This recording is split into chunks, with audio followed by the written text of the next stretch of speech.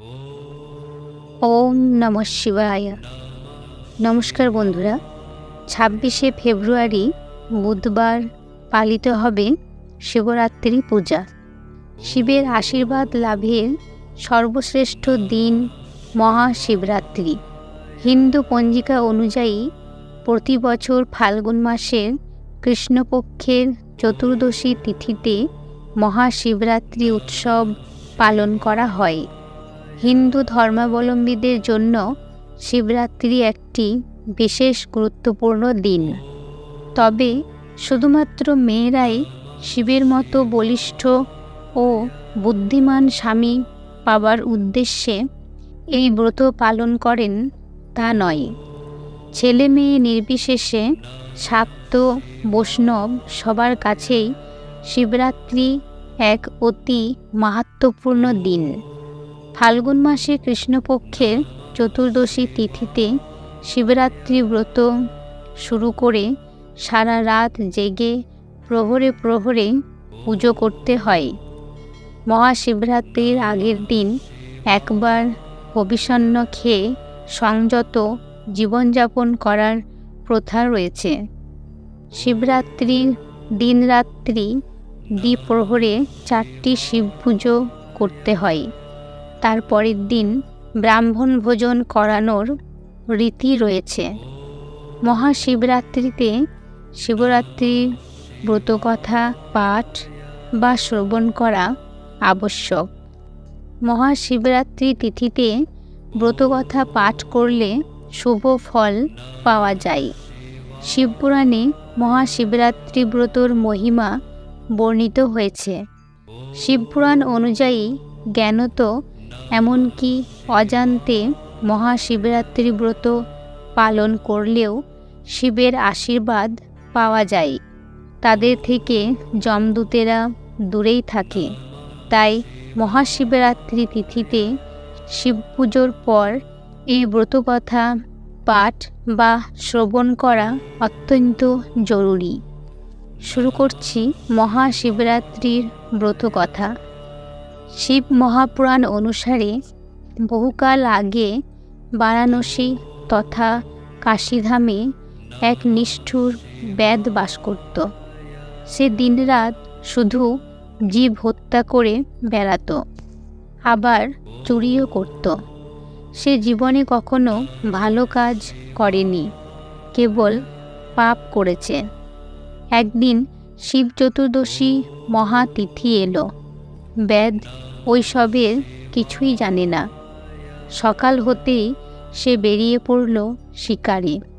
সেদিন তার ঘরে খাবার কিছুই ছিল না, তাই না খেয়ে বেরিয়ে গেল বনের ভেতরে। সেদিন তার ভাগ্যে একটাও শিকার জুটল না। বনে ঘুরে ঘুরে সে ক্লান্ত হয়ে পড়ল। সন্ধ্যা ঘনিয়ে এলো। তখন তার খেয়াল হলো যে সে সারাদিন ঘুরে একটাও শিকার পায়নি। ঘরে খাবার নেই, তাই বাচ্চারা না খেতে পেয়ে কত কষ্ট পাচ্ছে। যত রাত্রি হোক শিকার করে তবেই সে ঘরে ফিরবে। ঘুরতে ঘুরতে একটা জলাশয় দেখতে পেল। মনে ভাবল, হরিণ নিশ্চয়ই জল খেতে আসবে, তখনই শিকার করব। কিন্তু যদি বাঘ আক্রমণ করে তাহলে কি করব, এই চিন্তা করে। যদি তেষ্টা পাই, তাই খানিকটা জল নিয়ে জলাশয়ের কাছাকাছি একটা বেল গাছে চড়ে বসল। সবসময় সে জলাশয়ের পাশে কোনো জঙ্গলের মধ্যে বসে অপেক্ষা করাতে নিরাপদ বলে মনে করল না।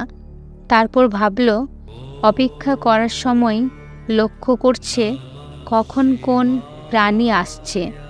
সারাদিন তার কোনো খাবার জোটেনি, তবুও রাত্রিতে গাছে বসে থাকল। হঠাৎ ব্যাধ দেখতে পেল একটা হরিণ লাফাতে লাফাতে সেই জলাশয়ের দিকে আসছে। তাকে দেখে ব্যাধ আনন্দে ধনুকে স্বর যোজনা করল। এই সময় নড়াচড়ার ফলে একটু জল নিচে পড়ল। সেই সাথে গাছের শুকনো পাতাও নিচে পড়ল।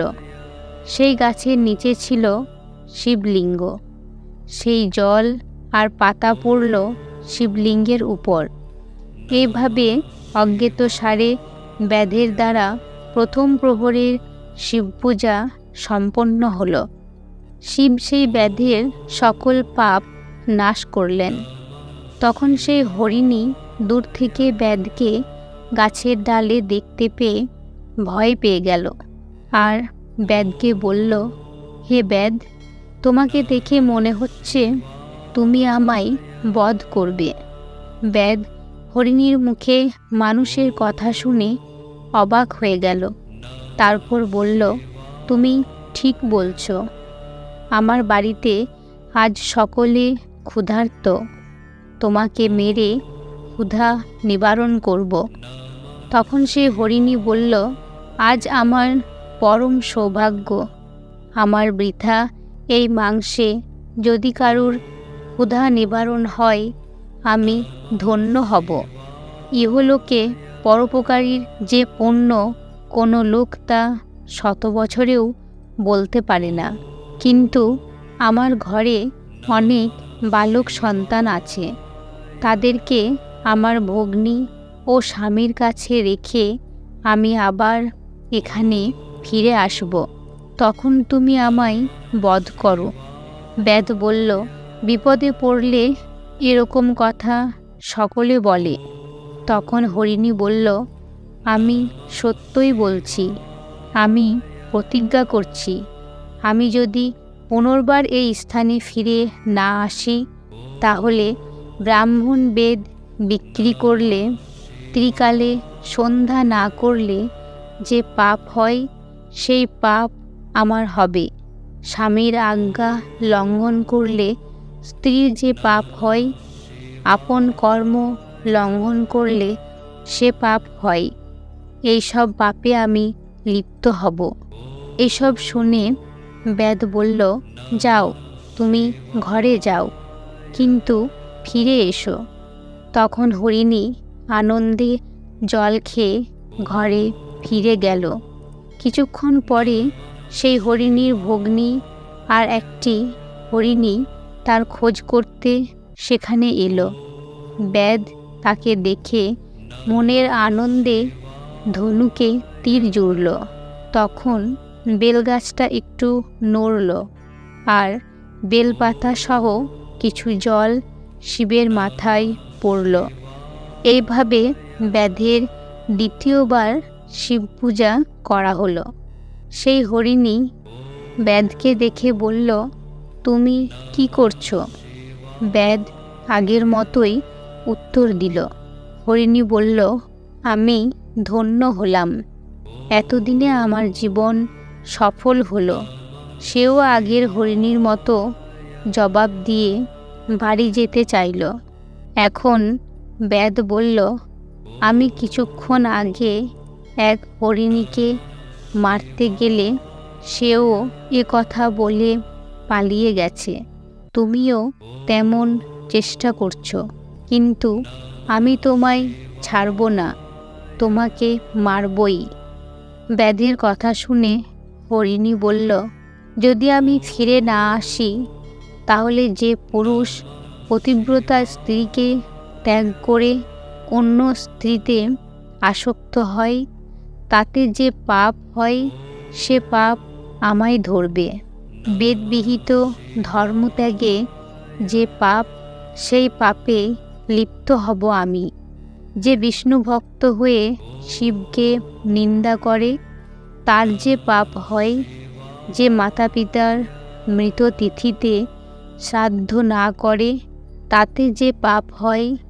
যে পরের সন্তান সৃষ্টি করে তাকে বঞ্চনা করে যে পাপ হয়, সেই সমস্ত পাপ আমাকে আশ্রয় করবে। বিশেষ করে যার বাক্য লঙ্ঘন হয়, তার সকল পুণ্য নষ্ট হয়ে যায়। পৃথিবী তার পাপে বারবার কেঁপে ওঠে। ব্যাধ তার কথা শুনে তাকে ঘরে গিয়ে আবার ফিরে আসতে বলল। হরিণী জল খেয়ে চলে গেল।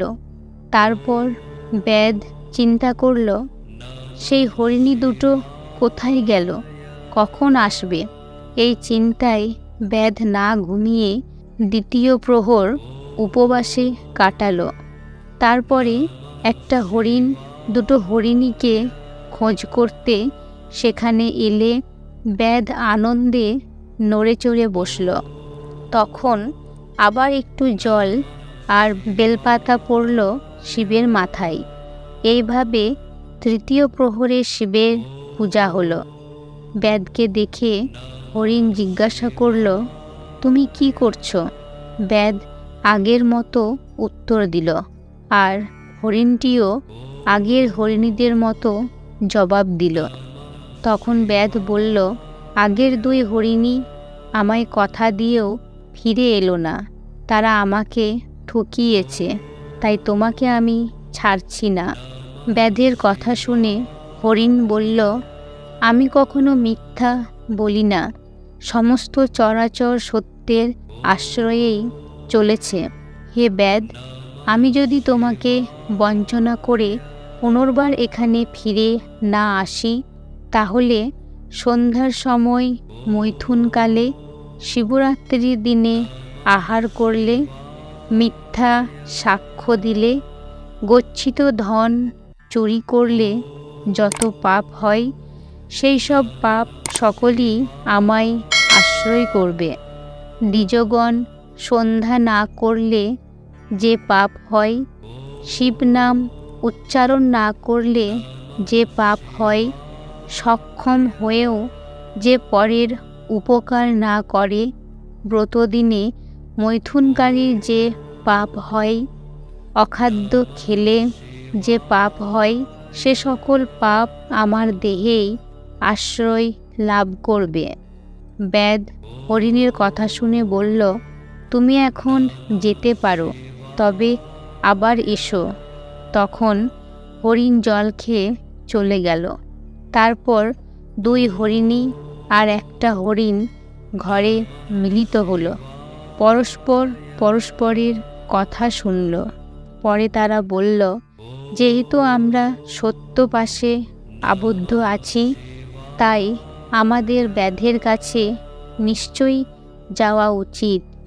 এই ভেবে তারা সন্তানদের ছেড়ে যাওয়ার জন্য উদ্যত হলো।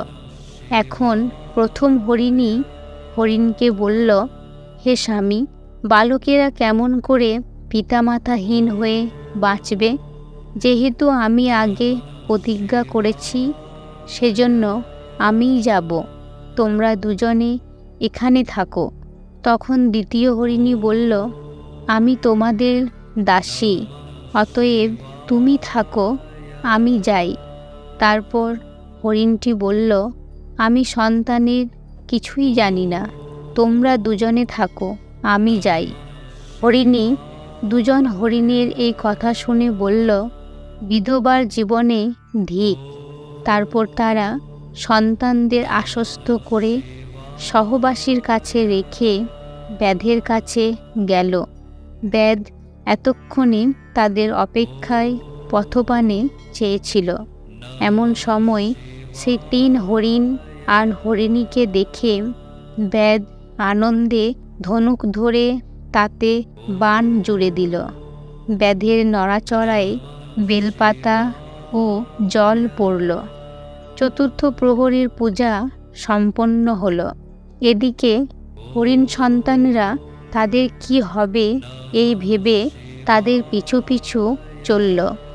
তারপর তারা বলল, হে ব্যাধ, তুমি আমাদেরকে বধ করে আমাদের মাংস খেয়ে আমাদের জীবন সার্থক করো।